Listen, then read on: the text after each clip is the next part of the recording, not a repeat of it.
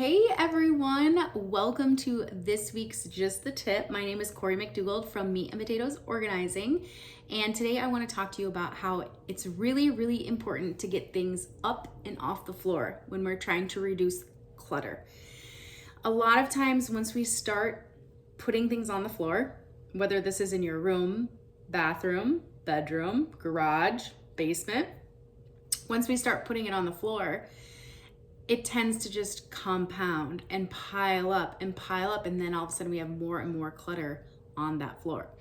So what I want you to think about is if we can avoid storing things on the floor, meaning maybe we create homes for these items elsewhere in your house.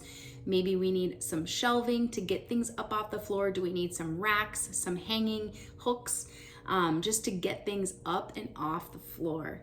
It is going to make a world of difference in your space if we can just make that one change. Secondly, if we can get things up and off the floor, it also makes it much easier to clean. So let's say we've got allergies, we want to vacuum or dust or what have you. If we have things up and off the floor, cleaning floors can be simple. Even cleaning your garage floor is way simpler when things are up and off the floor. You can get all that leaf litter, you can sweep it up and get it outside or throw it away.